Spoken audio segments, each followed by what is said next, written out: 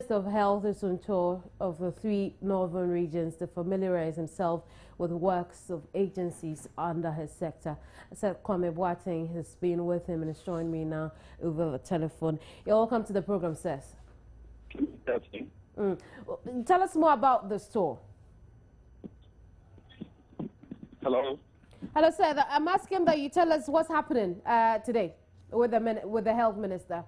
Okay, so he left Hemali last around midnight, and we came to Wa. He spoke to health officials. This is the intention over there regarding what the things they will need to curb any Ebola outbreak in the country, and then they told him that they don't even have the protective gears and that the machines used to check the temperatures of people who have Ebola. So the minister has instructed that some but the protective gears, the government has procured them and they will be arriving in the country by the 8th of September. So he assured them that some will be coming. Now, they have come to the Catholic Health Directorate, where he just commissioned a medical facility for them.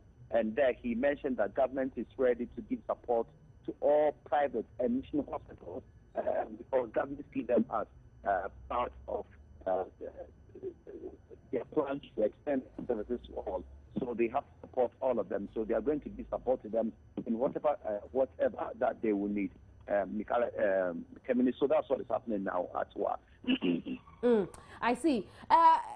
We also hear of plans to employ critical health personnel for the 3 northern regions despite an embargo on employment in the public sector. What do you know about this? That has been agreed upon yet. Yesterday, when we went to the hospital, the regional health director made an appeal to the minister. Dr. William Awuno told the minister a number of their staff are going on retirement, and very soon they may not even have maternity professionals, health professionals to handle their patients because most of them are going on retirement. Almost tens of them, like some 70, 80, 100, they're all going on retirement. So it's about time they got more staff. Then the Director General of the Ghana Health Service, Dr. Pierre Denchero, said he was going to consult with the health minister to ensure that the embargo is lifted, especially in the 3 regions in the north. But they give them a special dispensation whereby they wouldn't have to put any embargo on employment. The health minister said that he was going to take the matter up because he has seen what is happening about the fact that they lack staff. So he was also going to make a case to the finance ministry so that the embargo will be lifted to allow them employ people in the 3 regions in the north. The burial of deceased persons in homes by loved ones has been a source of concern in the Upper West region. Now that you're in Wa, has that surfaced at all in the course of the tour? That hasn't come up, but when we went to the northern region, the northern regional minister made the same comments. He was concerned about how Muslims would want to bury their own, the fact that they would people to handle them. And he said they are consulting, they are meeting their leaders to speak to them that in case, and we hope it doesn't happen, in case somebody comes in with Ebola, any Muslim, they can't allow them to bury them. Health and professionals would have to take charge of that. So they are still consulting with them to ensure that this is done. What's the next stop after Wa? The minister will soon to other parts of the region to inspect various compounds and also medical facilities to find out how prepared they are to contain any possible Ebola outbreak. In all the regions, the northern, upper east, and now upper west, he visited various hospitals and other facilities to find out what they have. The isolation centers, there he told them that they will make available 100,000 cities to each regional hospital and each teaching hospital to help them quickly put up the isolation centers, and where they have some, to quickly equip those centers. Thank you very much, Seth. Seth Kwame Boateng is on tour with the Health Minister, Dr. Kweku Agyeman Mensah. There are 2 things here, good news and bad news. And I'll probably start with a good one. The good news is repair works on the West African gas pipeline, which resulted in a shortfall in electricity supply, has been completed. The not so good news, though, is that it does not mean the power outages resulting from load shedding or doom so, like you call it, is over. Our news is Abigail Ademarco in Chihesmo. The Volta River Authority explains the electricity supply situation got worse some 3 days ago, resulting in power curtailment because of maintenance works being carried out on the West African gas pipeline. He says the shortfall that arose as a result of the repair work has since been restored. They needed just about 4 or 5 days to do that, and they've done that. So, and that's why yesterday we started seeing the flow coming. Interesting enough, you see the technology is such that even when this is a 400-mile pipeline, so even when they shut down at the source, you still have a packed line, which you can use for about 2 days, depending on how much you have in there, 2 or 3 days. And that's exactly what happened. So they shut down, but the first 2 days, we didn't see any big impact. I think there were only 2 days that we had to really go without gas, and then it started coming again. Samuel Fletcher, however, says load shedding is yet to end as there is no reserve margin and current power generation cannot meet demand. One of the things we need to understand is that we're still going through load shedding. I mean, nobody has announced that load shedding is over. I think the question is, what is the intensity? But also, it's important that we understand that consumers have a very big role to play as far as the use of the commodity itself is concerned. Electricity is a very expensive commodity, and we have to use it wisely. 30 to 40% of what we put out there goes to waste on the demand side. I mean, that is unacceptable. So we all need to start, adjusting the way we use power. I mean, if you don't need it, just don't use it because you think you can pay for it. Okay, so let's try and help.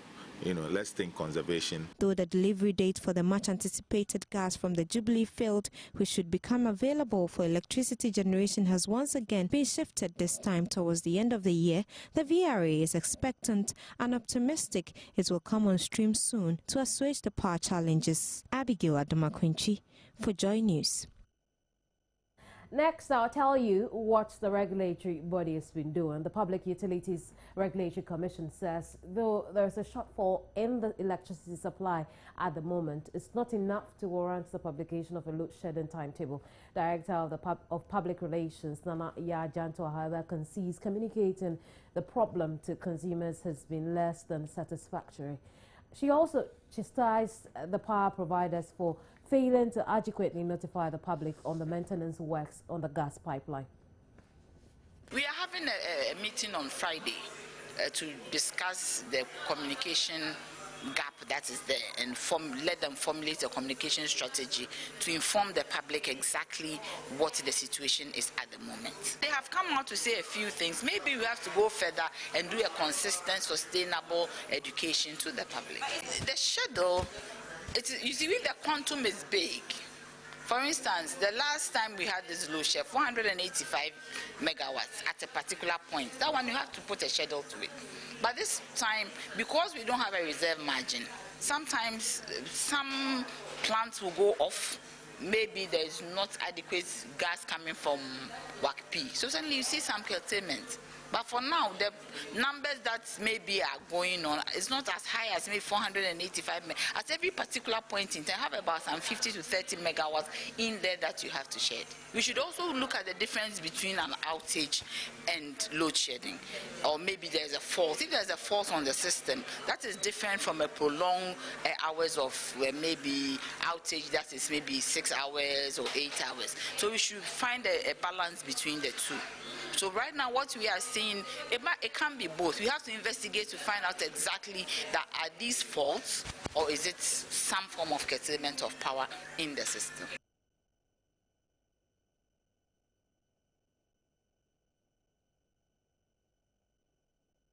There's sports after this, don't go away.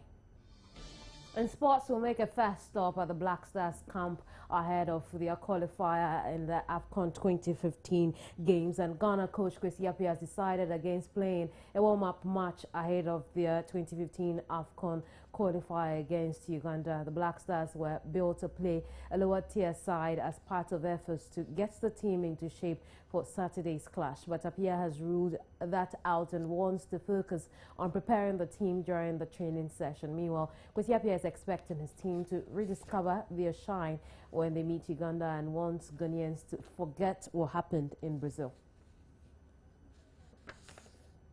Yeah, everything went so well, you know, with the exception of 2 players. Everybody was there at the training ground, and performance-wise, everybody was eager. We had to, you know, thank them for coming. We had to psych them out to forget about the World Cup and, you know, psych them to prepare their minds toward upcoming games, which is Uganda and Togo. Made them aware how these 2 games and the games ahead of us, how important it is for all Ghanaians. You know, made them aware that it's important from today. We will be having 2 training sessions tomorrow. Actually, the morning session will last maybe 40-45 minutes, and then we'll do another one in the afternoon. And then on Thursday, we'll have 1 training session in the afternoon. We do the last training on Friday.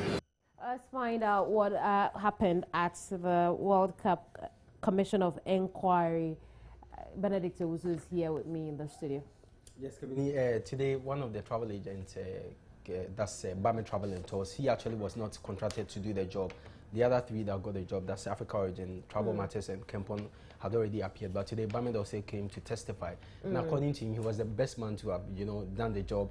But the World Cup committee decided to forgo him and give the job to the other 3 guys who, you know, for him, did not do a good job. He also gave some recommendations, 2 recommendations. First, he thinks that going ahead, we should involve more stakeholders and, you know, who matter and can do the job, and shouldn't look at people's political affiliations in order to give contracts to them to execute this job. And also spoke about going ahead, the state should not fund for any supporters group to be flown out of the country to support any team, but rather what should happen is that we should engage and get sponsorship from corporate bodies and also limit the number, because in Brazil we sent over 612 supporters there. He thinks that we should make it 80%. So if we are sending supporters to any major international event, it shouldn't be, let's say, 600. We rather cut the number down and let's say we take 100 supporters.